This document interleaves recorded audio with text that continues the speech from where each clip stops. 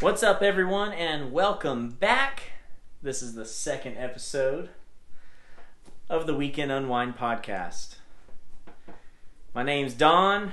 This is Joey, and we're here to be your hosts for the Weekend Unwind. As always, if you're interested in unwinding after a long, stressful work week or wanting to learn something new about anything ranging from weekend hobbies, whiskey, cigars, lawn care, barbecue, we got options for you. Entrepreneurship, there's lots of things going to come on the channel here and that are going to come through this podcast. So make sure you hit that like button, tap subscribe, follow us on any social media and any of your favorite podcast platforms. So, today's episode, in case you're watching this, that's right, we are wearing holiday shirts. Check them out. Okay, so we've got our dinosaurs with our Christmas trees over here on Joey. Yeah, I'm ready to unwrap some presents. Yeah. And I can see what you're ready to do. Yeah, my shirt is a Christmas cheer and beer. So I think I'm ready for a drink. Where did you get that shirt? What's the story behind that? This might be a Walmart favorite here. Yeah. Yeah. You know, we had a holiday party a couple years ago, and quite honestly, we themed our holiday parties around alcohol.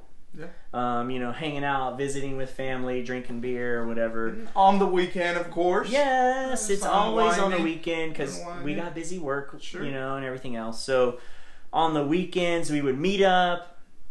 We would try to find a middle ground where we could all go.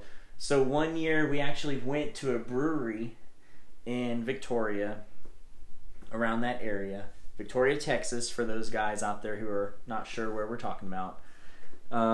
And we had to wear a beer shirt, you know. Sure. Like, you gotta wear a beer shirt. And it's a Christmas party, so this shirt has a Christmas beer, and So there's history behind it. yeah, and it's got some snowflakes on the shirt and, you know, ornamental Yeah.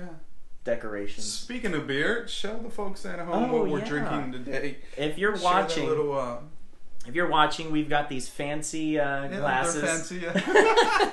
And then we are actually having a St. Arnold lawnmower beer, and it is a fancy lawnmower, according to the can. Texas' oldest craft brewery, St. Arnold.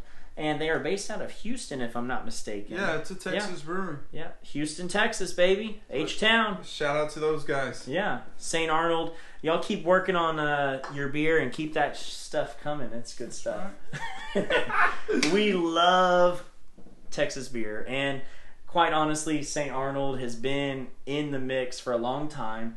They've got different little varieties out there, and it's something that I saw the holiday cheer that they had. Almost grabbed it. Yeah. But I knew I was going to sit in a episode with Don's Lawns. Don's Lawns. You got to have the lawnmower I here. have to have that. So You know, it's a good beer, and I've had it before when I was mowing the lawn, and it was very enjoyable. It made the whole experience quite pleasant. sure. I'm sure it did. Yeah. So, I mean, obviously you got some holiday cheer, you got some Christmas shirt on, Christmas attire. That's because this episode is coming out before Christmas. That's right. This is our holiday season episode 2 of our podcast. Obviously, we're winding down on 2020.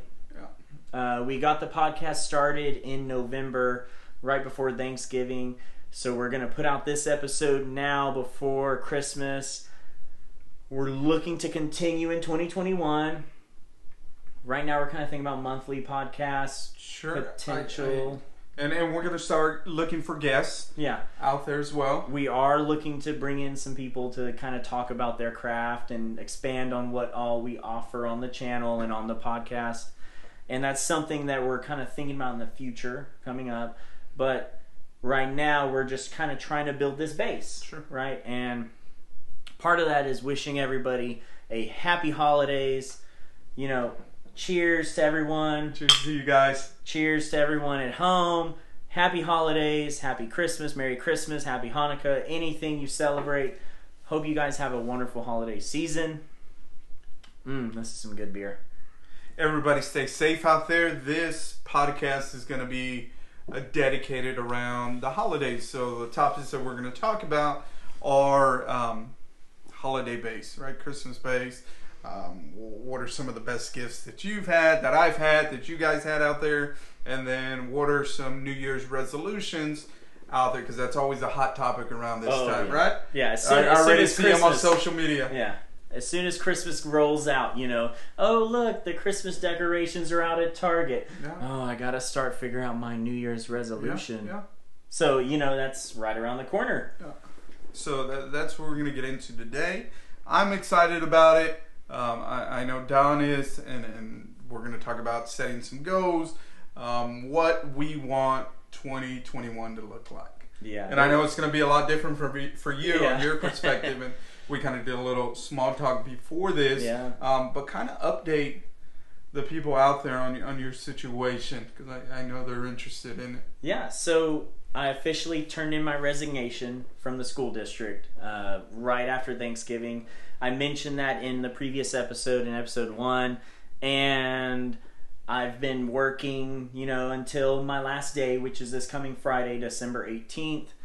I've been performing as usual, but I've also had to take a couple personal days here and there so that I can take care of my next step, which is, going into the fire department and becoming a fire cadet. Ultimately, that is my goal, for right now, is to get in and start, the fire academy, and that doesn't start till January. So there's little things I got to do now and here and now and things like that. So sometimes you got to take time to get that done so you can meet that goal. Yeah. But how nervous are you?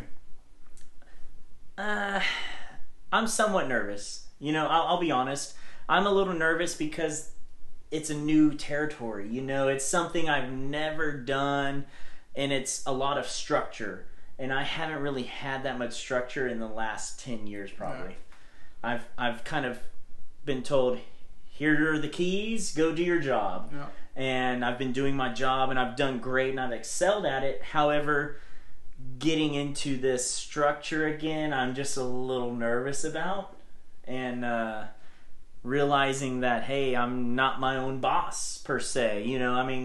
I still have supervisors, but a lot of times I'm handling my own business, in a sense. And this is now going to be like I went from top dog, and now I'm a cadet, and I'm not saying that's a downgrade. The playing field is even for everybody now. But yes, it's no longer he's the athletic trainer. Yeah, go to him for answers. Yeah, it's now you're the cadet. You're gonna answer to somebody. You need to answer my question. Yeah, that's tough. Yeah, I think you'll do well at it. I appreciate that. Yeah, you'll do well at it. You'll be fine.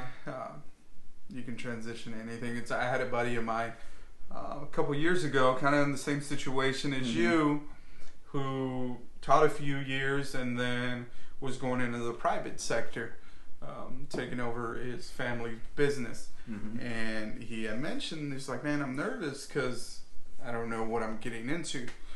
And I told him this advice, and I want to share it with you. I said, you are the type of, and this is the advice I'm giving you, but I gave it to him as well. I said, you're the type of person to handle any situation and make the most of your situation. Whether you were making shoes, whether you're making shirts, whether you're doing anything, you're going to make the best out of the situation. Those are the people that succeed in the world. They don't let their situation dictate themselves. They themselves dictate the situation depending on how they react to it. Yeah. So that's what I tell them. I said, dude, I don't care if you're making shoes from freaking 100-year-old leather. You're going to make the best out of the situation because that's the way you approach things. Yeah. So that's kind of the way I feel about your situation.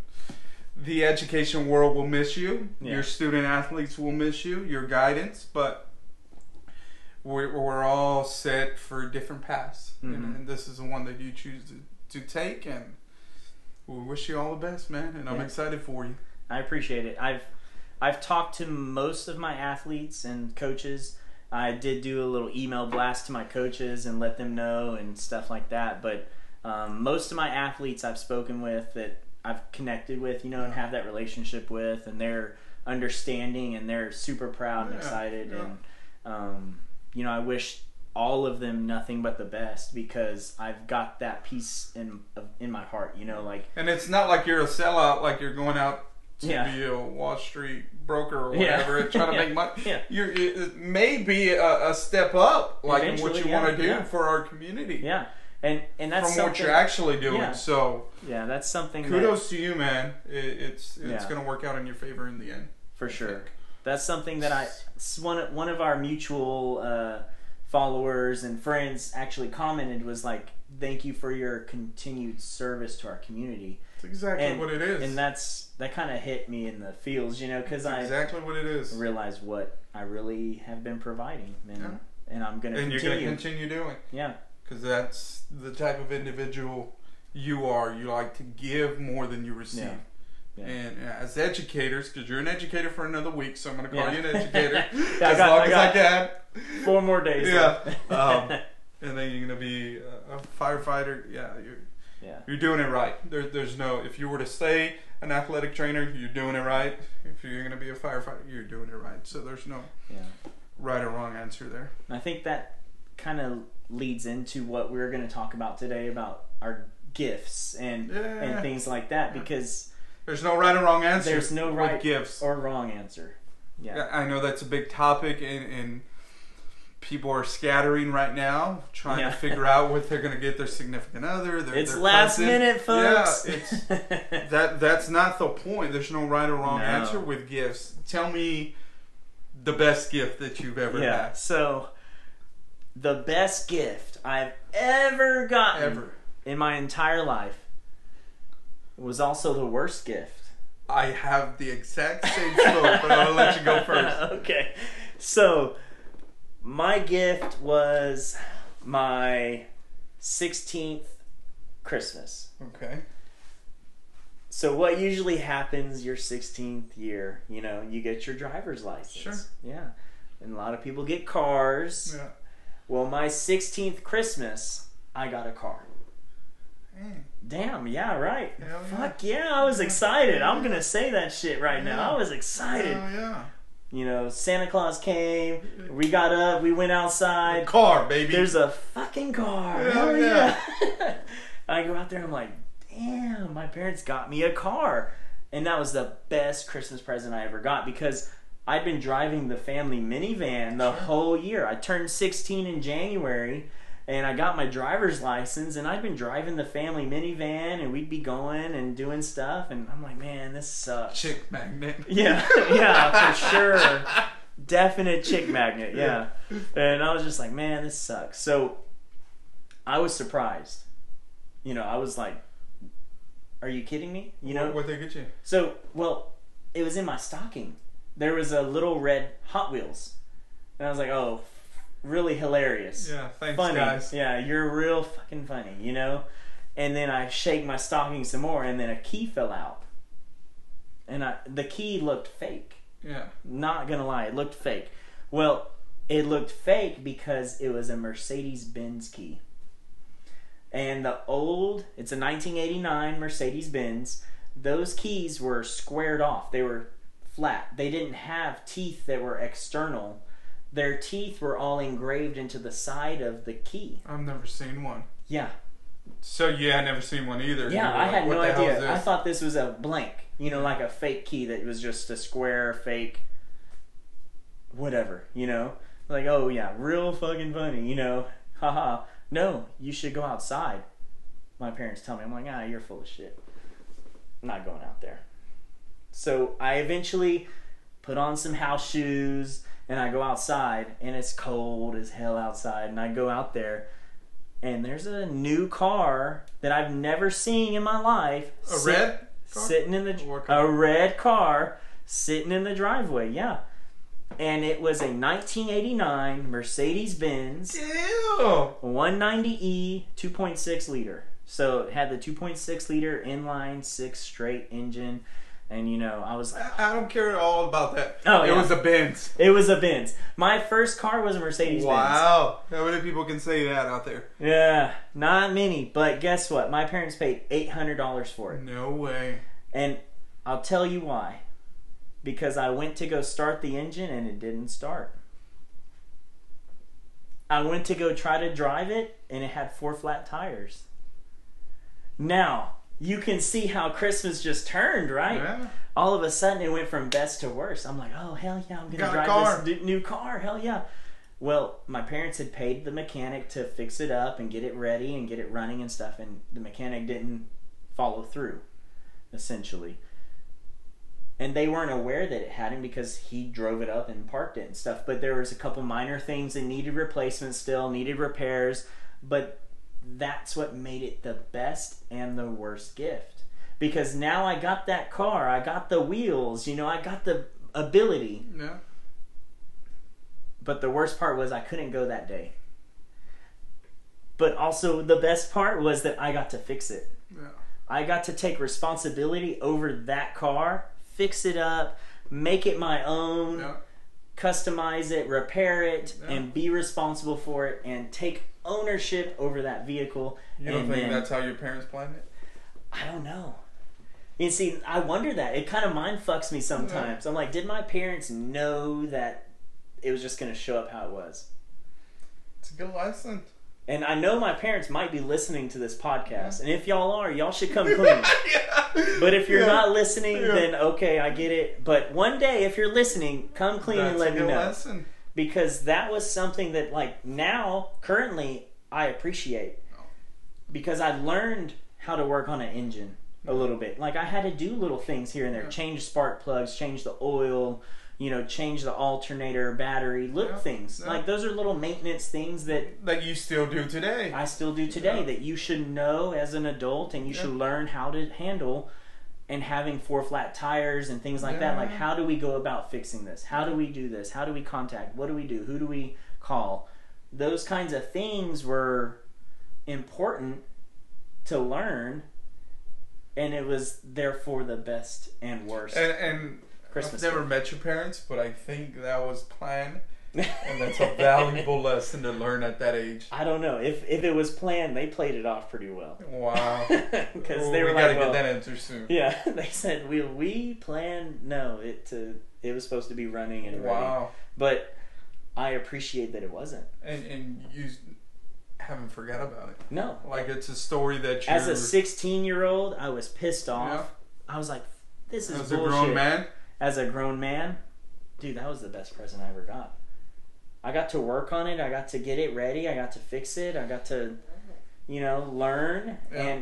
And I'm sad that I got rid of that car. I was about to ask you, what happened to that vehicle? Yeah. So, because it was a Mercedes-Benz and I was a growing kid and I had to work a job and, you know, to pay for the insurance and the gas and stuff like that, I ended up upgrading at one point, and I bought a new vehicle. It wasn't new to me, but it was a new vehicle to me. Yeah. And at that point, the Mercedes just kind of sit in the driveway because it needed repairs. It needed certain things that I couldn't afford. So eventually I ended up selling it. And to this day, I wish I had not sold it. That I wish I still had it just to tinker on and just to mess with and work on. Bring you back to those emotions as a 16-year-old kid. Yeah. This was my little project that I could work on. I put a little speaker in it, a little radio. Yeah. I took all the old purple window tint because, you know, window tint went bad back in the day. It didn't stay black the whole time. It went to purple. Quick. Yeah. So I mean, I took that out, and it was all. It had a lot of opportunity to, you know, improve. Was it a coupe? It was a 4-door. It was a small sedan. Yeah, it was a small sedan with a big trunk. And I had aspirations of putting a system in the back. Of course you did. Because everybody wanted to put some subs and an amp in the back. You had to. To our listeners out there, Yeah. If you had some banging systems in your truck, your car, reach out, tell us about them. We like to hear those stories. Definitely. You don't see that. Yeah. You don't see that around. You know why? The youngsters now. They're too devoted into the video games. You think? I think so. They're not worried about the cars anymore. They're staying at home more. Because we used to drive around. Yeah, right? I remember that was the thing when you got a car. What are you gonna do to your car? I'm gonna put a freaking system in it. A radio and some speakers and some subs and an amp. Number one. Yeah. Next thing, rims and tires. Yeah. If you can afford them. yeah. But you don't have to have those if you got a system. The system was it. Yeah. I'm gonna get a deck. Yeah, the deck. That set the song across or whatever was. I had a Kenwood. Kenwood deck. Then it had the blue lights. Yeah, man. I don't see that anymore. Yeah. Right, and because a lot of the cars come with they come factory. With, factory radio that's nice and already has the Bose, system. Yeah, but and everything still, else. Man, that's. Yeah. Mm-hmm. I miss those days.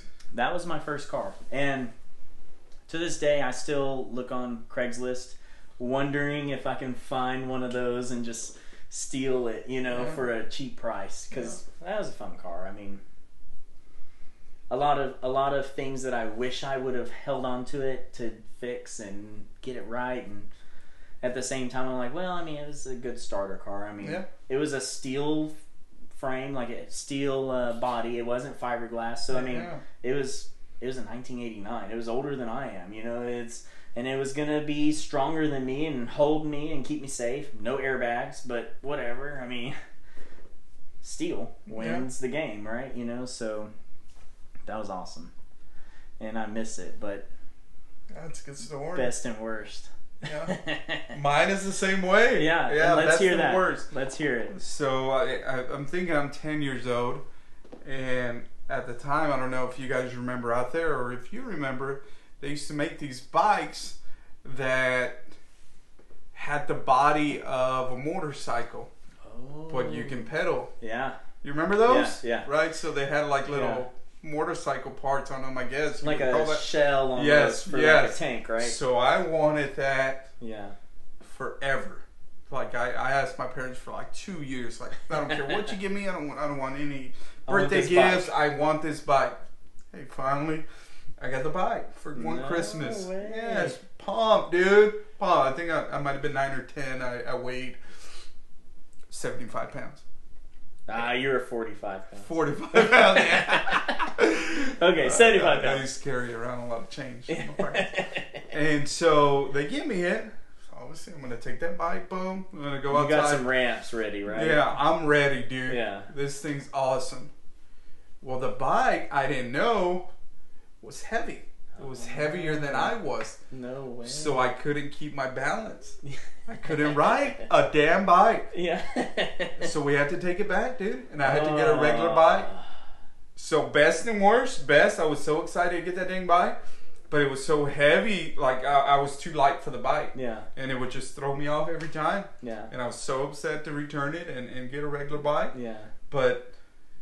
yeah, so that's my best and worst. Yeah. But those things I don't see those things around anymore too. I remember seeing those growing up. Remember? And they were kind of the gift that the kids really wanted. Yeah. And then you wouldn't see it around very much. Yeah. And now it makes sense. Yeah. They were too heavy. Heavy, dude.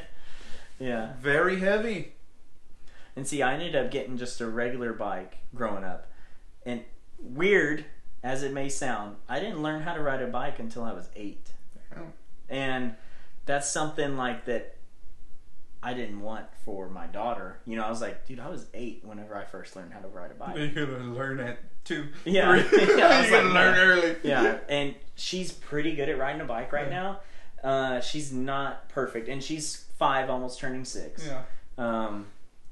She likes, her bike's a little small for her now. She's grown out of the initial bike we got her, but we've taken the training wheels off and we're trying to, get her to ride it more, but she's too big for it now. But the next bike up is like the 15-inch bike.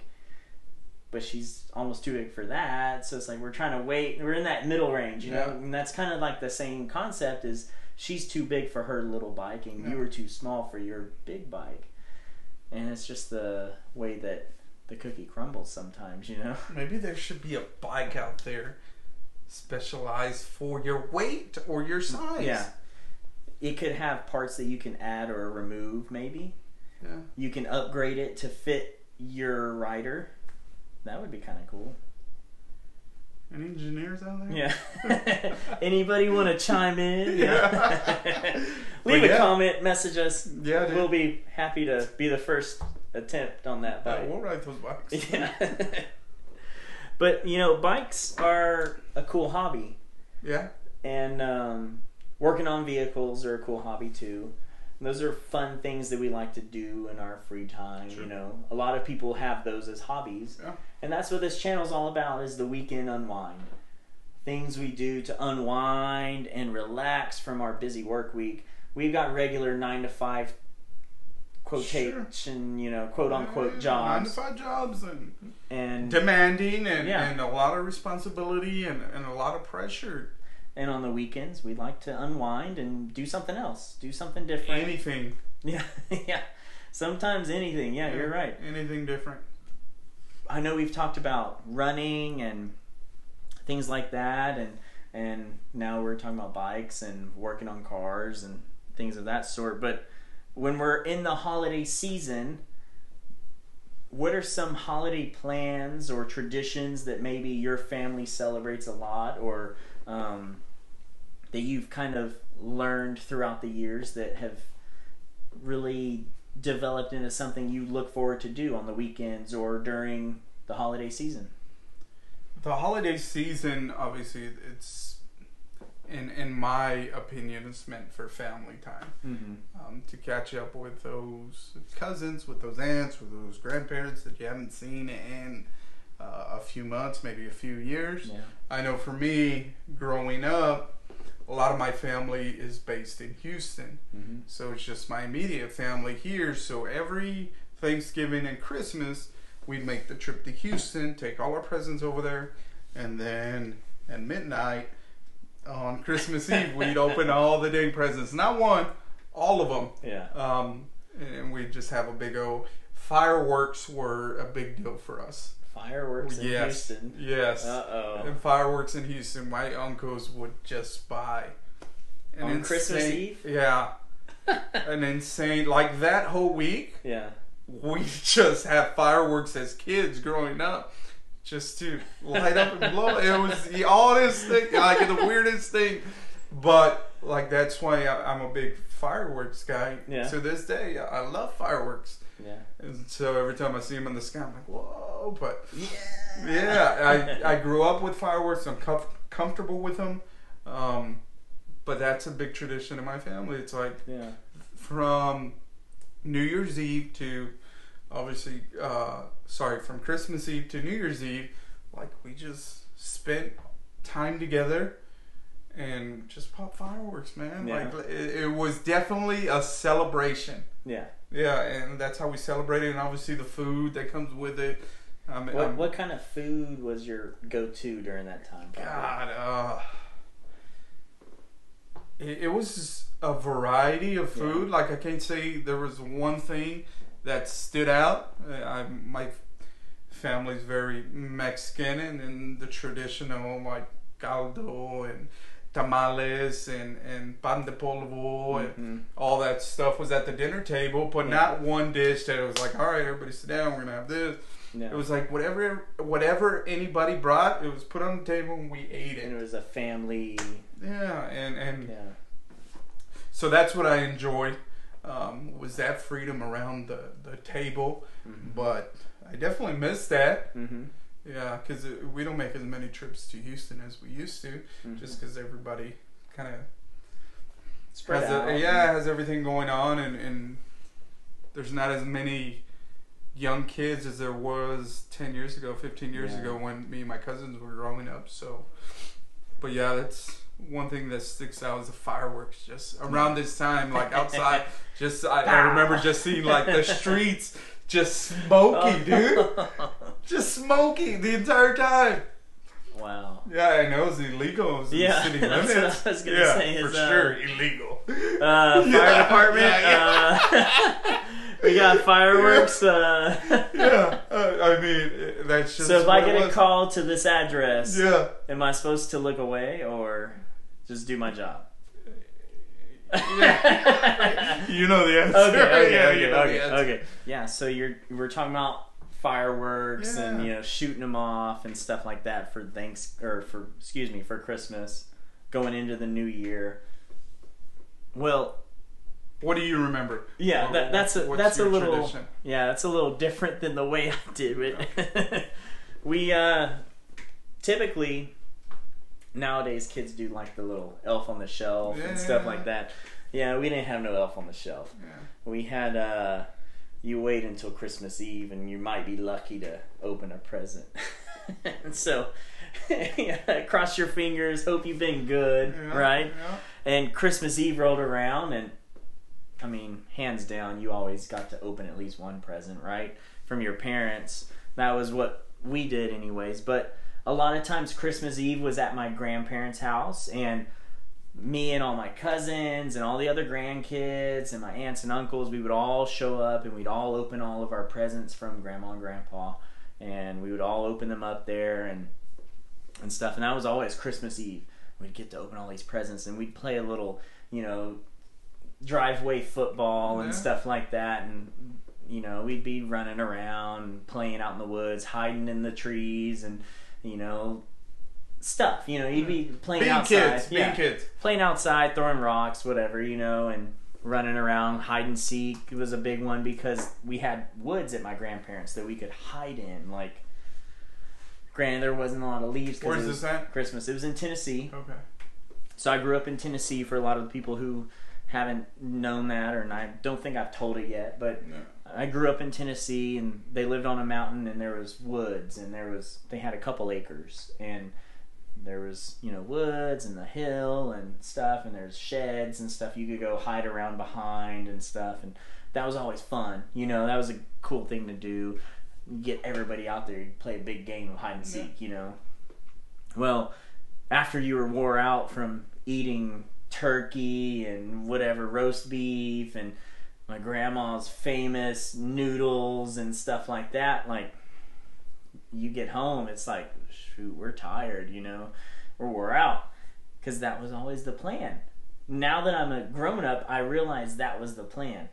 We have Christmas Eve at grandparents so that we can get worn out, and we'd go sleep well for Christmas Eve, so that the parents can be Santa Claus.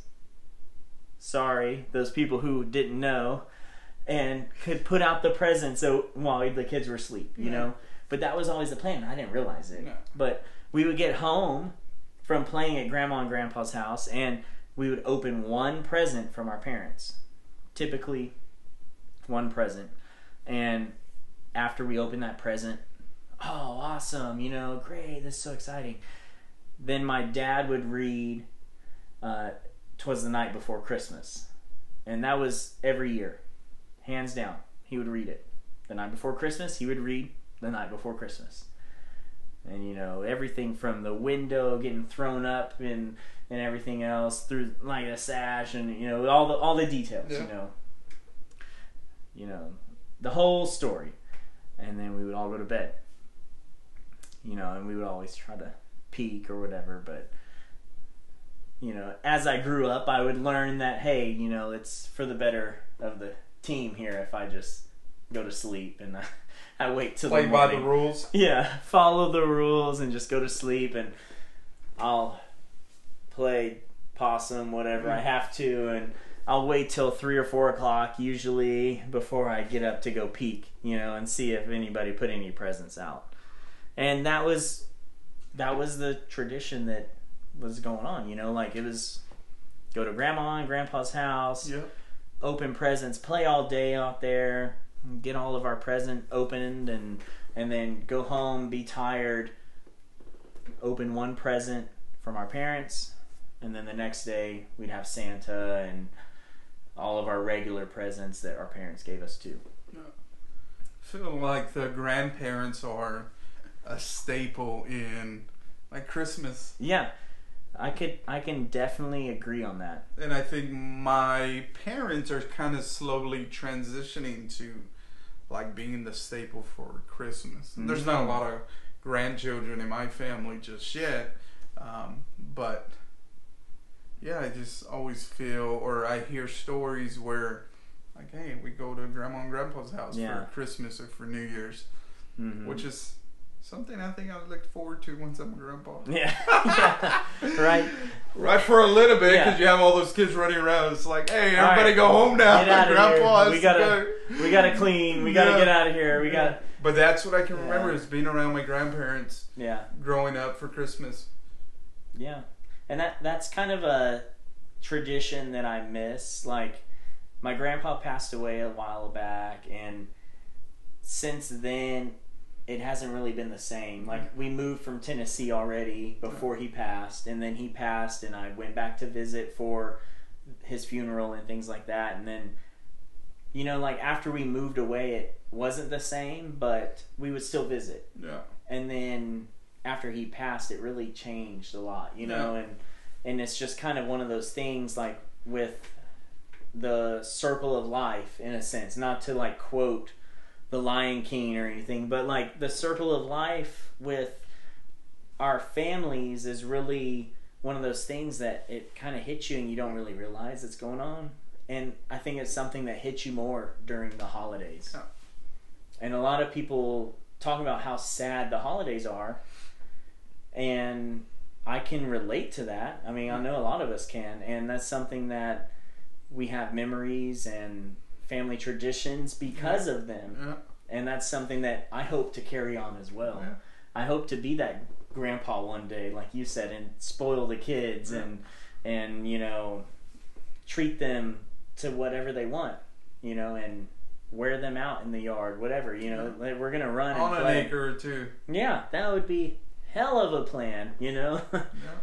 And that's something that I can look forward to one day, hopefully. Yeah. But part of that, which kind of transitions us from Christmas and the holidays, is that we can set goals to get to that point, right? To where we can have these kinds of family gatherings and these kinds of settings for holidays.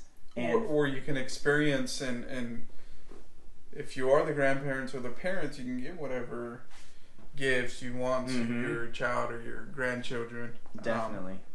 But that starts now. Yeah, you have to think about that before you're the grandparent. You have to start now, and that's tough because people live in the now, right? They don't think 10, 15, 20 years from now, and that's tough to do. Yeah, which we're not saying don't live now. No. Because you definitely want to enjoy your life while you live it. Sure. And that's something that I've always thought was Sunday Fun Day is definitely important.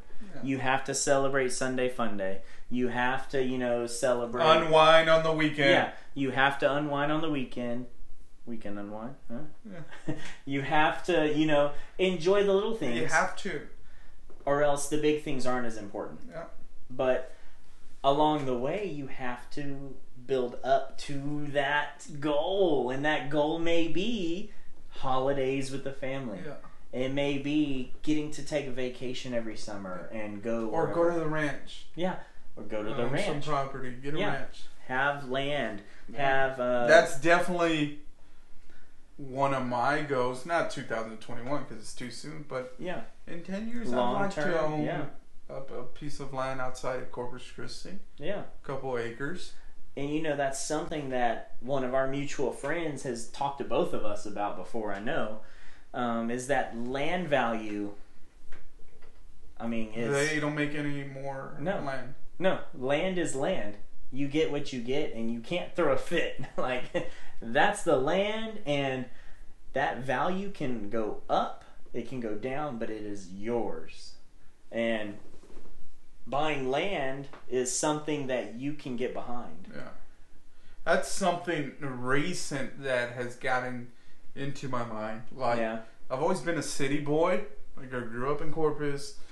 I know every freaking back street and shortcut and every freaking bar and place to go, and like Corpus is my city, and I'm a city boy. I grew up kind of fast paced and neighborhood and type, but the more I grow in age and the older I get, I'm like, man, I just want a few acres just outside of the city, and just to enjoy.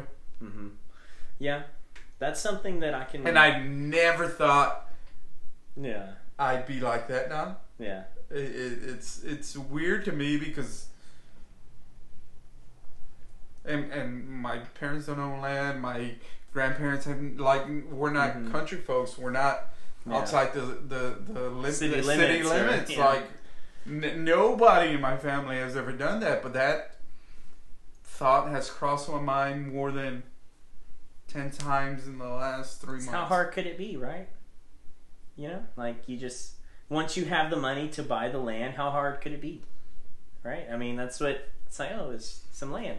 You can go and hang out there. Whatever you want on there. Basically, you're your own. Yeah, it's your own world almost. Yeah, and that's what I get out of that. And I'm like, yeah, I want that someday. I think a long-term goal for me as well is something like that.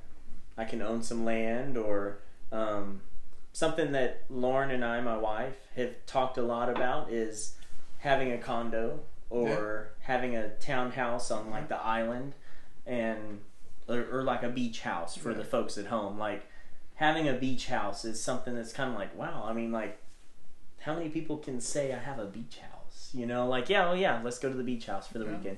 You can Airbnb it or rent it out, whatever you want. Whatever. But I mean, you want to go, you go. Yeah. And it's right there. I mean, I don't have to go far. Yeah. Or, you know, But you still get that separation and that awayness and that I'm away. Solitude that you're looking for that weekend. Yeah. Same concept, different destination. So both of those are like... Those are long-term goals. Let's talk about some short-term goals for 2021. What are some that you're thinking? Because I know that's a big topic right now.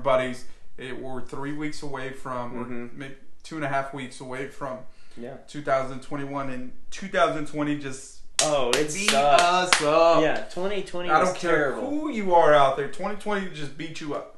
Yeah, we laid down and it just freaking stomped on us, and there was nothing we can do about it. It's time to fight back. It's time to fight back in 2021. So tell me how you're going to fight back with some of the goals that you have. Yeah, well, I've got a couple goals for 2021, and the first one is to be a little bit more healthy. And there's ways that I can do about that and still enjoy my weekend unwind. And because, you know, everyone's like, well, alcohol use, tobacco use, those types of things. But if you cut your limits down during the week, you can still enjoy them on the weekend. Sure. Because overall, for the 7 days, your limits are down. Yeah. Your usage is down. So that's something that I'm looking at is, you know, decreasing my weekly during the week drinking so that I can enjoy still on the weekends. But that's what I do. Be healthy about it. I don't drink during the week. Saturdays and Sundays is when I plan. I've been becoming a big planner and like planning stuff. Yeah. So that's when I schedule in my drinking, and I try not to drink during the week, but go ahead. Yeah, I think that's one of those things that could help me be more healthy, because right now, I mean, the way COVID has been and the way my work life has been and everything else, I drink during the week, and I get up and I go to work, and I mean, I'm a professional, so I don't overdo myself, but knowing my limit and then applying it more towards just the weekend is going to decrease my health limit that I've been exposed. And I'll tell you this just from experience, Don, because that's what I've done probably the last, since I've become an assistant principal. I've done that just because I want to be effective and I want to be efficient at my job. I don't drink during the week, and I drink just when I want to on Saturdays and Sundays. And I've been more effective, and I feel like I'm more productive when I don't drink during the week. Because for me, and I don't know if you're the same way, but I get the emotional hangover when I drink. Yeah. And that lags, right? And alcohol is or not an antidepressant, but it's a depressant. It's a depressant. Yeah. Right? So I feel that enormously the next day. Mm-hmm. So I know if I drink on a Tuesday, I'm going to feel it on Wednesday. Yeah. Right? And that's a feeling that I don't want to feel when I'm at work. Because I want to be productive and I want to be efficient. So now I'm drinking on Saturday. I don't mind feeling like that on Sunday because I can recuperate and then be ready for Monday. But that's a big deal. Yeah. And that's something that I've become aware of myself recently. It's like, dude, when you drink, you have that emotional hangover. Yeah. And I think that's something that personally I will probably pursue a little harder, is to not drink during the week. And that'll give me that extra edge, hopefully. And it does. In the fire department. And it does. Yeah. I would agree. In the academy, you know? Yeah. So that's one go. Yeah. Be healthier. Go ahead. What's another one? Another one is to grow my YouTube channel. Keep it growing. Okay, so where are you at right now? So I'm at 2,500 subscribers, roughly. Okay. 2,500. By the end of 2021, where do you want to be? I mean, a realistic goal would say 3,000 subscribers. But I think I can aim higher than that. Yeah, let's cut it short. Yeah, dude. I know. I short sell myself a lot. And I was thinking like double in a year. I don't know. It's hard to grow the YouTube channel. But I know how long you've been doing it and getting after it and being consistent with it. It's just... Okay. So, I mean, I can aim for 5,000 YouTube subscribers. But I need the folks at home to help me out with that. That's coming. That's coming. But, I mean... Yeah, I mean, that's probably doable. If I can meet up with the right folks and meet and do the right videos and hit them in the right time and things like that, and, you know, continue to make contacts and relationships with the right people and folks, I think I can do it. Yeah. So, yeah, I mean, definitely... Growing your YouTube growing channel. The YouTube channel. Networking a little more. Yeah, I would like to be more local. Yeah. I don't have very many local viewers, and I think that's something that I would like to grow more and have a local presence, and be recognized. Like, not per se like by no means in a magazine or anything, but like when I go to Home Depot, I'd like people to say, "Oh, hey, it's Don's Lawns. Oh, hey, what's up, man?" You know, like I would like to be that well known that people would know, oh, hey, that's that guy with the YouTube channel here in Corpus. You know, because there's some people with YouTube channels in Corpus that do fishing YouTube channels. And you see them out in public, you're like, hey, that's so-and-so. Yeah. He's well known in the fishing YouTube world. Yeah. So it's not unrealistic. No. It's an attainable goal. It's just repetition, meeting the right people, So anybody out there in the lawn care business, hit up Don's Lawns, man. He's willing to work a whole day for free. But the kicker is he has to record everything. Let me film it. So that's all it is. I think it's a fair trade. So reach out if you need his services. But those are good goals, man. What's another one? I mean, obviously a big one is spend more time with family. You know, with 2020... You gonna have another kid? No, I don't think so. My wife and I have talked about it, and I don't think we will. But you never know. But, I mean, I think that we'd like to be able to spoil the one that we have and give her what she needs and what she wants, and that type of raising, I guess, is just something that I didn't necessarily get. And my wife was, there's two of them, and she has a sister, you know, so there's two of them, and they got to get what they needed, you know, and I'd like to be able to provide that for my wife and for my daughter. And eventually, I mean, I'd like to think that I could pay for her college, and that type of stuff. But more time for family is just going to be the ticket to get there, I think, is just being more present and being more around and available. Maybe not on my phone as much at home and those types of things, because then that draws away from family.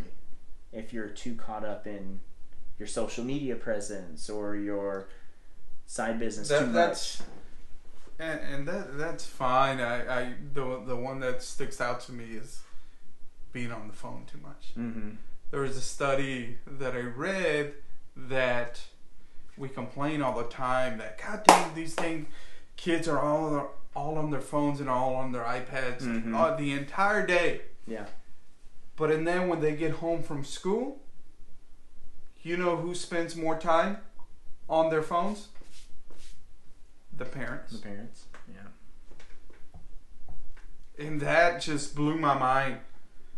Like that the parents, when their children are home, spend more time on the devices than their children. I will say, like... And I don't have any kids, so I don't have a horse in the race or whatever, but it's just something that I read that I was like, I never thought of that. In a parent's defense, not to argue or anything, but I do think that parents during the day aren't on their phone as much as kids may be. Yeah. So when they get home, they're looking for that escape from their day, and they find it in their phone. That makes sense. But I'm not saying that that's right or wrong. No, but that makes sense. Why those the data is skewed. The balance is not even, because during the day the kids should be in class or on class. Yeah. But they're on their phone and the parent is working. Yes. And they can't be on their phone. And then it flips. Because then the parents home can be on their phone. Yeah. Hey, kid, you need to be off your phone. You need to be working on your homework or whatever. And I think that may be where your data is kind of a little iffy, but that's, I mean, I don't know.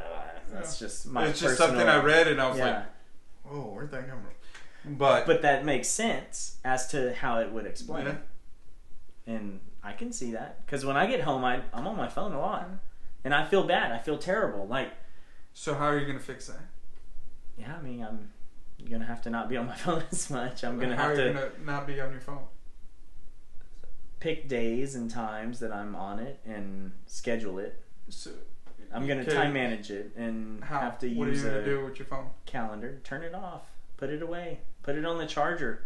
That's a good one. If it's on the charger, you can't use it. Where's your charger going to be? Can't be right in front of you. Yeah, it's going to be by my bed somewhere, or I mean, if it was in the office, that'd be a good spot too. There you go. That's where I'm getting at. Yeah. Because there was another study that I read, and I just read a bunch of this guy's useless. A bookworm. It's just a bunch of useless information. But there was one that it said that if your phone is more than 6 to 7 feet away from you, from able to reach it, you're less likely to go and get it. Well, yeah, I'm not going to get out of bed and go get my phone. And I think that's one thing, currently... Or right now, we're here, our phones are... Yeah, we could reach them. A foot away, but if they were in the next room... We're not going to get up and go get them. We're not going to go get them. Yeah. And I mean, when you're laying in bed, you're not going to get out of your bed, walk around the hall, and go down to go to the other room to go... check your phone. Yeah, let me see it. Let me scroll through Instagram or Twitter. No, I'm here. At the weekend unwind. Yeah. I don't know. But I mean, maybe changing where I charge my phone. Yeah. Charge my phone in the kitchen or something. Yeah. Or that might be a good solution. Put it on the kitchen bar and it's away. That's a good idea. Yeah, just throwing it out there. Yeah. Just little nuggets out there. So what are some of your 2021 goals? What are some things you're wanting to change up? There's a couple things, and I don't know if they're goals, because I don't know if I'm going to pursue them, but they're on the to-do list, either 2021 or 2022, depending on how things play out. Mm-hmm. So the first one, and I think we discussed this a little bit before we got on this show, was I want to be more authentic with my 25-8 brand, with my coffee brand. And what I mean by that is I want to be the face of it. Yeah. I think we have a logo and people relate to it because it's education and it's coffee, but and I think we're transparent with it, but I want to be more transparent. Yeah. And kind of be the face of it and kind of sell myself more instead of the brand. And you gave good advice about that. Yeah. So that's one go that I want to pursue, and that just takes me being more active and transparent and putting myself out there. Yeah. Basically, it's nothing special. Take it or leave it. This is me. Yeah. Type mentality. So that's one thing I want to do. The second thing, Don, you're gonna think I'm crazy. Hang on, let me have a sip. Yeah. I want to write a book. Let me swallow that. Yeah. I want to write a book. Yeah. Like, I don't care if it's a 10-page book, 100-page book. I don't care. My idea of a book is just collecting all my thoughts and then putting it on a platform, whether it's an ebook, whether it's a published book, whether it's just a damn journal of 100 pages. Yeah. I don't care. I want to write, and I want to put it out there for people. Yeah. And I don't know what the topic's going to be. Yeah. I don't know what it's going to be called. But write a book. Yes. I want to not publish a book, but I want to put a book out there for people to read. And that's one of my goals. So I'm definitely going to do that. Yeah, that one you can easily. I'm going to do that. You got enough things that you can write about. You got writer's block. No, okay. Well, why haven't you done it yet? It's not 2021 or what? It's something. You're holding back. No, it's just something recent that popped in my head. Okay. I just don't know what people out there would expect from me to write about. Like, what am I an expert in? Yeah. But don't worry about the people. And I agree. Like, that's what I'm saying. I just don't know what is. I don't know the title. Yeah. Like, there's a few things that I've thought that I'd talk about. Like, first year experiences as a principal. Yeah. First year experiences as a business owner. Yeah. Or little things like that. Yeah. That people might relate to, but I don't know. I just want to put something out there to. It's more therapeutic than anything done. Definitely. Yeah. Yeah. Just to kind of collect your thoughts and put them out there and see if somebody relates to it, because I know some people will. Yeah, I think that's really a deeper level that you haven't really reached yet, and you're wanting to get there, and that's something that you can easily, It's just therapeutic, dude. Yeah. Yeah, and I enjoy that. People will grab into it too, because that's something that's, if you really think about it, I mean, we all can relate to each other in some sort of fashion, and when we find something that someone is exposing, whether it's a hobby, interest, or a business, or a job, somebody out there has the similar experience or has a similar interest, and they can grab onto it and want to read it and learn about it too. So that's something that's attainable. I want to publish something like that. Just kind of gather my thoughts and put it out there. Yeah. That's something you can. So I'm gonna start working on that for the new year. And details to be determined. But, one other goal that I was thinking about, and I don't know if it's going to happen this year or the following year, I want to pursue a doctorate degree. Yeah. In education, leadership. That's something that I actually talked about today, was about you pursuing that with one of our coworkers, or your former coworkers as well, is that's something that you should probably start getting after. Like, that's something that is going to benefit you long term is if you start it now. And that we would hate for you to miss on that, you know what I mean? If you sit back and don't get after it too soon, you know? And that's something that we were kind of just like talking about, you know, on the side, just little casual, like, man, we really hope Joey gets after that soon because he's going to be good at that. Yeah. And that's Carrie Lynn, who's my girlfriend. She's a doctor in her own right and in the science world. And she's always kind of pushed me towards that. Mm-hmm. And it's always been in the back of my mind. It's just, that's scary, dude. Yeah. That's big time. It's really stepping it up, you know? Yeah. Like I was in a professional development training on Friday from about 1 to 4 o'clock, half of my day.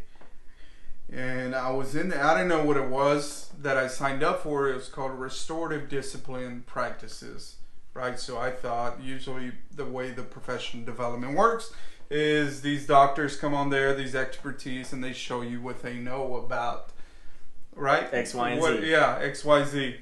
But this one was a little different. Boom, these doctors came in, and one was a host, and she was hosting it, and there's probably about 10 people in there. It's a very small group. And she's like, all right, we're going to be very interactive, and we have so-and-so doctor here, so-and-so doctor here, and we're going to share all our thoughts, and I want everybody to chime in. And I'm thinking, I just want to be a fly on the wall and just listen. Can I just listen? Yeah, because it's my first time here. And it wasn't like that, so I was a little intimidated by those people that were experts, and I'm a little intimidated to go into a doctoral program because God, that's another level, dude. So do you just not feel like you're welcome? Do you not feel like you deserve it? What is it that you are intimidated by? Like, do you not feel something, or is it that you're just, you feel beneath, or what is it that you don't feel? I know that's deep. I mean, from my experience from talking to Carrie Lynn, she goes by Dr. Ackerley, when she talks about professionalism and when we get in those conversations, like when her and her people come over and we have dinner at the table, like the level of communication and conversations and engagement they have, dude, it is out of this world. Yeah. And I'm like, God dang it, you guys are smart. Mm-hmm. And I'm not that smart. I'm savvy. You might be that smart. You just don't realize it. Right. I'm not smart in their department. Yeah. So I get why I don't understand it. Yeah. But at the same time, like, their mind works like differently. Even like with my current boss, he is a doctor in leadership, and their like brain works systematically. Mm-hmm. And I don't think my brain works like that yet. And maybe you have to go through that rigorous program to get trained like that. Yeah.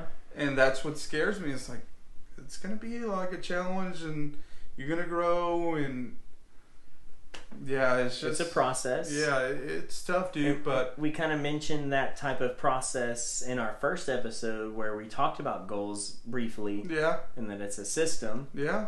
So, I mean, like, maybe you have to approach this as a system as well, and just kind of view it as, hey, maybe I attack it, and year one, my goal is to get into the program. Yeah.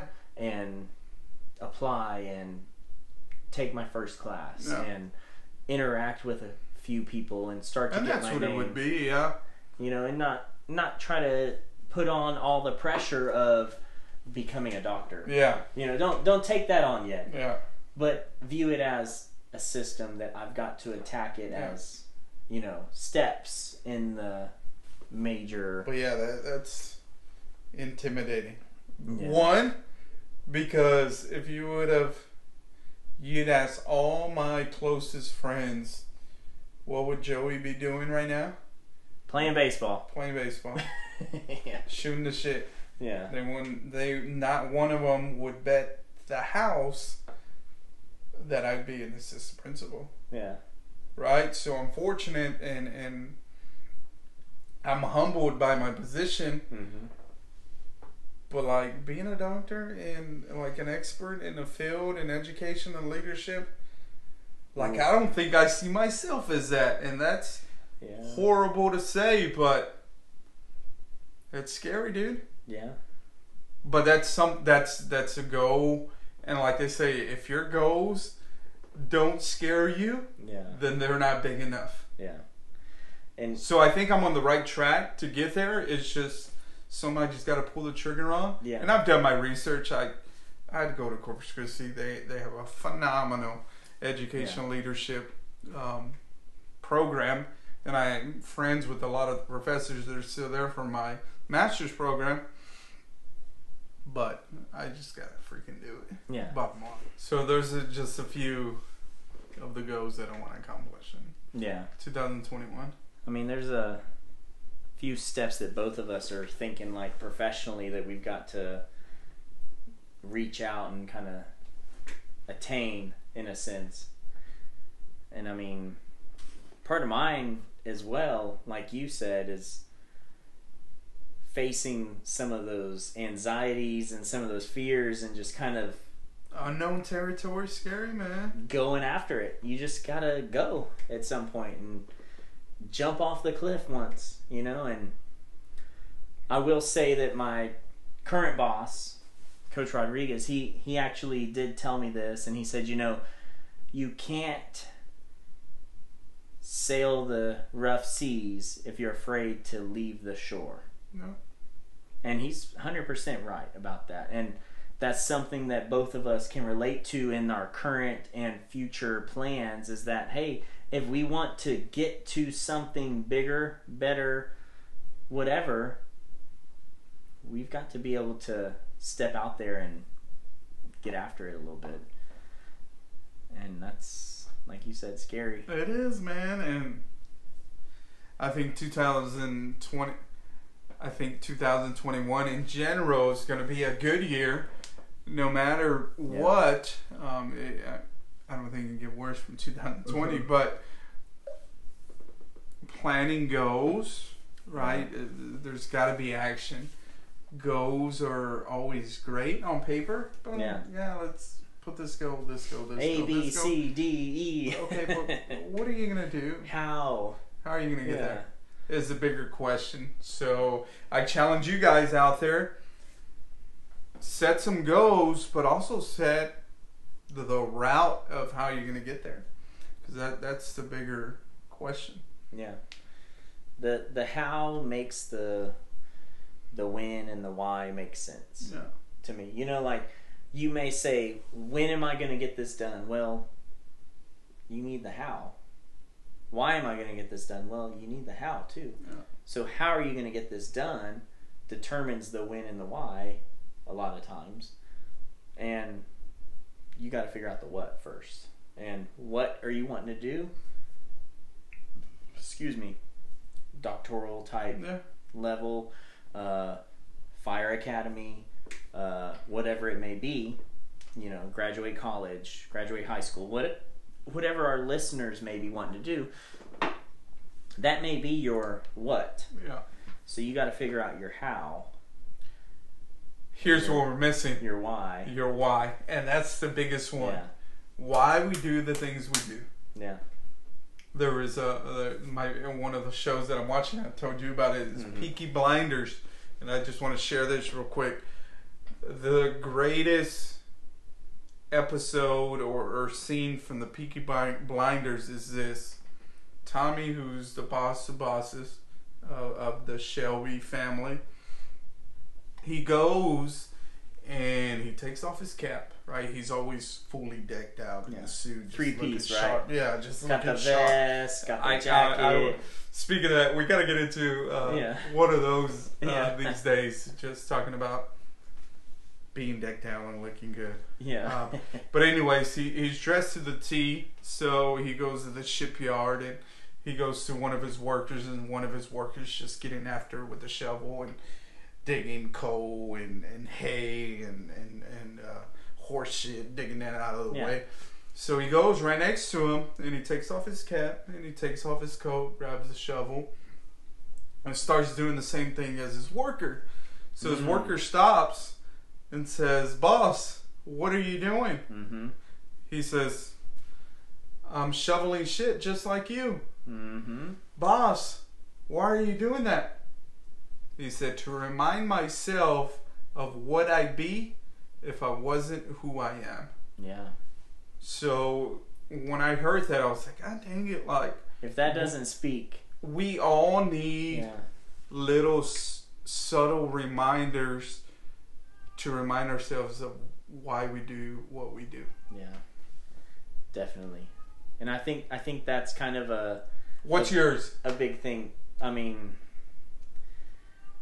my kid, my daughter, I figured that. my wife, Yeah. my family, you know, like that's why I do what I do. Like I'm not pursuing this for personal glory. Like I'm pursuing it for my family and for happiness and for the greater good. I think I'm a good fit, and I think that I would be a benefit to the fire department, and that I bring a lot to the table, and at the same time that can provide a lot for my family and for my daughter and create a better future for us. Yeah. And that's really, I mean, That's hands your down, why. That's my why. Like when I'm going through shit, you know, that's what I'm gonna think. Yeah. Is That's what you're gonna think. this is for them. Yeah. This is for That's us. how it's gonna get you through. Yeah, definitely. I mean, that's what it's gonna That's be. huge, man. And people have to know the why if they're going to pursue any type of goal. Like, Yeah. why are you going to suffer? Why are you going to struggle? Why are you going to get up at 5 o'clock in the morning and go to the gym? Mm-hmm. You want to make a difference, right? You gotta know wanna, your why. You want to have some reason. Well, because motivation can only go so long and keep you going. You can be motivated for a week. Yeah. You're not going to be motivated for 3 months. No. But to see change in your health and your diet and in your life in general, it's going to take longer than a week. Definitely. So knowing your why is going to keep you in it over and over and over and over. And that's why I think you sticking with your YouTube channel like the last 2 years, Yeah. because you have a why. Yeah. You know why you're doing it. I think people need to narrow down that why. Yeah. Find your why. And I struggle with that sometimes too, but that's a big deal. Yeah. I think that's a big thing that a lot of people at home can take from maybe our podcast and from our personal ventures is like we have whys and we try to maintain that why as we pursue our goal. Yeah. And sometimes your why may change along the way. It does. Most definitely. But your why is still reaching towards that goal. Yeah. And a lot of times that may be bringing in this, bringing in that, doing something different, doing a little bit, changing things something, you know, changing things up a little bit. But ultimately you still have that goal and a system to get there. And you're thinking long term. Yeah. There's always a bigger picture than Yeah. just 2021. Yeah. You know, and 2021 is 365 days, Yeah. 52 weeks. Like, you know, you can start... That's going to go like this. Yeah. You can start counting those down easily, you know? So you have to look at it as a bigger picture, like we just said now, and that's something that you have to have a why to get to the bigger picture. Excuse me. And a lot of times I think the why is misplaced, but the new year brings it back. You know, you get 365 days and you might lose your why every once in a while. Because I can tell you that 2020 threw everybody for a loop. Yeah. I mean, it made you question your damn why. Yeah. I mean, I entered Think 2020. Think of how many businesses have gone out of business. Yeah. Think of how many people have been out of work in 2020. Yeah.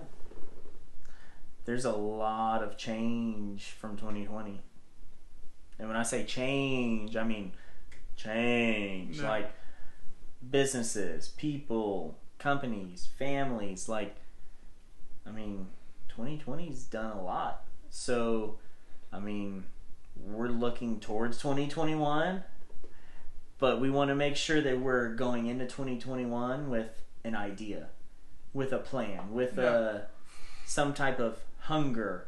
That's something that I've kind of grabbed onto recently, was being hungry, and not in a food sense, but being hungry for something more.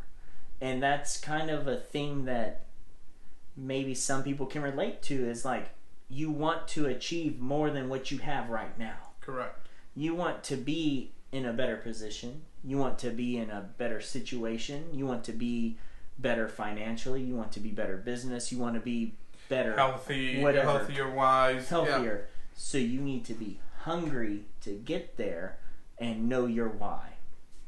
Yeah, and I think that's why we've always had a good relationship, is because we kind of see that in each other. Yeah. But yeah, being hungry every day is something you have to do. It's just something hard to do, because you can only be motivated certain days of the week, or we can't wake up motivated every day. No, I mean, sometimes you're gonna have to do things that you don't want to do on days that you just want to be lazy. Yeah. And that I think that's where the hungry comes in, because you see the bigger picture. And when we talk about being hungry, right, it's talking about being passionate or getting after it every day. Aggression, being aggressive to the day. But you're not always going to have that. No. Or you're going to have that for a short period of time, from 8 to noon. Yeah. Okay, well, what do you do the rest of your day?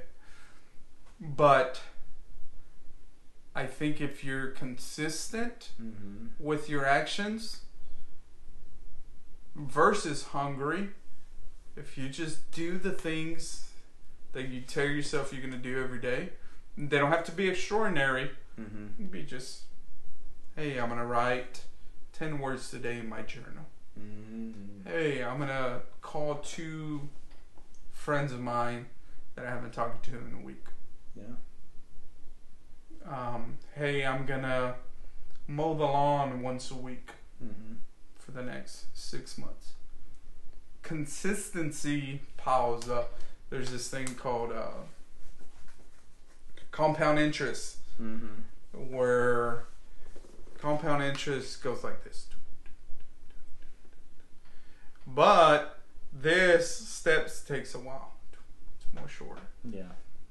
Because it takes a while. So it's basically like you're putting those bricks in every day. 1 + 1 plus 1 plus 1. You never get a plus 20. You never get a plus 10. People get frustrated with that.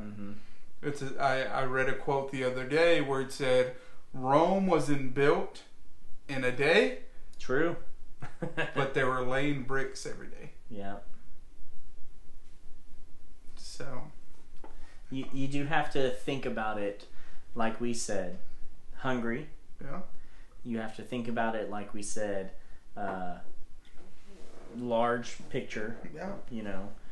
But you also have to look at it as goal oriented, with a system of daily occurrences. That's it. To build that consistency, because that consistency builds into your system, which builds into your goal, which builds into your hunger. Yeah. And it all They're comes all together. tied together. Yeah. Yeah. You cannot do one without the other. Definitely, yeah. But I'm looking forward to 2021. I have no idea what to expect from it, and I'm one to leave my expectations kind of here. I don't expect too much. I don't expect too little. It's another year, right? It's just another year. but I'm excited for it. I'm excited for my friends, for my family, to see what's in store. Mm-hmm. And I think it'll be good. Yeah. I definitely think that 2021 is going to bring change. And with that change, I hope that everyone is more receptive and more appreciative of everyone else, because we're all going through change on a daily, weekly, monthly experience. You know, like, change happens. So how do you accept the change? You need to take it on and appreciate the change and move forward. You don't want to be reactive to change. You want to anticipate it and accept it, right? Yeah, and prepare for it. And prepare. Yeah. And that's something that, I mean, I think that change happens every year, and that's something that maybe people should look forward to. I'm with you there. So we'd like for you guys to share any 2021 goals that you have in store for yourself. And that could be related to anything, whether it's health-wise, whether it's career-wise, whether it's goal-wise. Feel free to share with us, and we'll kind of keep up with you guys. Hopefully you guys will keep up with us as far as our goals and hold us accountable. I'm starting to see that a lot. Yeah. It's like people posting and asking others for like an accountability partner. I've never heard of that. Yeah. And that's something different, right? It is different. I recently did Movember instead of Movember, where you grow a mustache. Yeah. I did Movember. Yeah. So I worked out every day for at least 10 minutes a day, and I would tag 3 different guys on Instagram to try to motivate them, and it helped me stay accountable as well, because I said, if I miss a day, my 2,500 subscribers or whoever, you know, is going to call me out. They're going to say, hey, you didn't do anything yesterday. So, and people are watching. Yeah, I stayed accountable, and I tagged 3 people every day, and I repeated people. I wasn't one of them there, but I repeated a couple people here and there and stuff, but you know, it's just one of those things that, like, accountability helps build those systems that reach those goals. Yeah. And like you said, you know, use your friends, use your family, use people in a good way to keep you accountable, and maybe drag them into what you're trying to achieve, and they'll help support you. Most definitely. Here's what I've done the last 3 to 4 months, and this has just kind of happened naturally, organically. I'm in a group message with 2 of my high school buddies. Right, and they're in their own careers. One's an educator, the other one's a professional ball player. And so we kind of keep up with each other, right, through a group message. So this group message has turned into like this positive just thread. And all we share every day, 24/7 for the last 3 months, is pictures, quotes, and phrases that are just positive. We don't have any conversations on there. I don't care what time of the day it is, midnight, 5 a.m., 3 p.m., 8 p.m. Anytime we have a positive thought, anytime we see something that needs to be shared, we post it in there. And that itself has changed my life. Yeah. You know, something I've kind of learned throughout my career, and it's about 9 years, give or take, in athletic training, is that positivity breeds positivity. You have a coach that goes down and he's dogging everything, this and that. The team starts to dog everything, this and that. If you can't draw the positivity out of the situation and have that positivity be the largest thing that you focus on, then the whole team comes down. And that's something that I can relate to in a sense, because I've seen it firsthand. When you speak positivity happens. You know? And that's all it is. It can be anything. It can be a quote, a picture. Yeah. Anything, Lions are something. not, you know, concerned with the thoughts of the sheep. Yeah. Boom. That right there hits, you know, and that It can be a Get thought your day that, going. or something that happened at HEB yesterday. I share, hey, this and this happened. I took this from it. I see it like this. What do you guys think? Boom, I love it. Boom. Yeah. And it's just great, dude. Mm-hmm. And I look forward to it every day. And it's something that we haven't missed for like the last 3 months. And it's, Wow. yeah. So I recommend that to anybody out there. Get with a couple friends that you're close with and kind of just spread that positive message leading into 2021 to get you guys in line for your goals. Yeah, and find like-minded people that are interested. What it is. That's what it is. And that's kind of, I mean, I know it's hard with the way the world is set up right now, but you can Google or you can Twitter, you can Facebook search a hashtag. And what is your hashtag focused on? Weekend. What is your hashtag focused on? You know, work, whatever the veterinary, teacher, teach. You know, you find a hashtag and you search it and you can find people who are related to what you're interested in as well.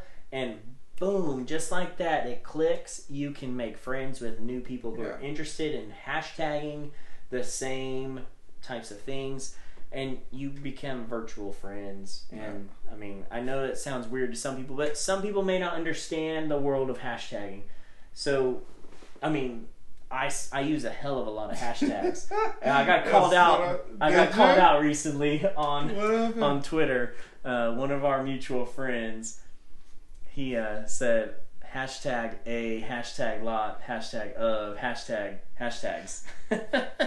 And, you know, I mean, he's messing around. Yeah. It's funny, but you meet people like that and you network, and it's a networking and creating those friends that you can have positive experiences with and create new friendships that maybe you wouldn't have thought of. Yeah. And just search for hashtag whatever you're looking for. You're interested in. Yeah. Search for that on your social media platform. We tag all of our stuff with hashtag Weekend Unwind, and that's something that people can look for and find a lot of our posts and a lot of those things on our social medias. And that's something that people can look for in general. Hashtag blank, you know, whatever they're searching for. Yeah. And that creates that relationship like we're talking about, that positive mindset, or everyone's in the same and I think mental. 2020 opened up the door for that. Yeah. Because we're at home. We're so virtual. Right? And everything's online. So the people you meet, the friends you meet, your coworkers are all online. So taking advantage of that. And reach out. Send that message. Make that phone call. Send that email. And don't be afraid to reach out. Yeah. I think is a big thing, because a lot of times people get hesitant to. Yeah. But if you need help, you should talk to somebody. Yeah. Talk to somebody in your business, in your relationship, in your work environment, in your hashtag, quote unquote. You know, like, find those people that you can relate to and talk to them. And this is how I approach life. You always got to be that middle person. And what I mean by that is that you being that middle person, you always got to have a mentor, but you always got to have a mentee. So somebody that you look up to, but somebody that you're always kind of sharing that knowledge with too. But somebody that you're always picking knowledge from. Yeah. So you always want to be here. You don't want to be this person. You don't want to be this person. You want to be right here. There's no room for growth if you're at the top, right? Yeah. And that's a big lesson to learn. Yeah. Because if you're the top dog and you're not looking to learn anything, then you're replaceable. Yeah. If you, in the grand scheme of things, you're replaceable if you're not wanting to improve. Yeah. So that's a big takeaway right there. Yeah. So that's kind of how I approach things, but it's a good takeaway. Yeah. Yeah. I definitely think that 2021 brings a lot of change, like we talked about, a lot of room for improvement. Yeah. With change comes opportunities. Yeah. And opportunities, And I think that 2021 will end up being great, and we just need to give it a chance. Yeah. You know, we're going into it unsure of a lot of things. In the United States, we're unsure of the election right now. We're unsure of the coronavirus. We're unsure of so many more things. The economy, careers, racism, so many things that we're just taken aback by from 2020. But I think that if we can buy into each other and find those relatable issues and attack them head on and be respectable and look for the positivity in the situation, that we can be successful in the new year. Agreed, 100%. You said it well. Yeah. Well, I think that pretty much sums up the second episode. Yeah, episode 2, dude. Of the Weekend books. Unwind. Yeah. Yeah, it's definitely a good one. Yeah, it was a good one.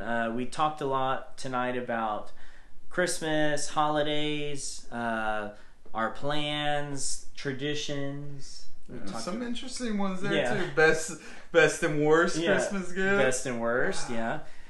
We even mentioned New Year's resolutions and goals and ways we can get to those goals and achieve them. 'Cause I think that's in everybody's mind right now. It's just, how can I improve in 2021? How do we make this coming year better? Yeah.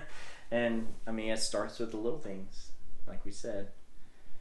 So if you guys enjoyed today's podcast, make sure you hit that like button, tap subscribe if you're on YouTube, hit that follow button if you're on any of our podcast platforms, and look for us on Instagram and Twitter at Weekend Unwind, or on email weekendunwindpodcast@gmail.com. So again, thanks for tuning in. We'll see you guys next time.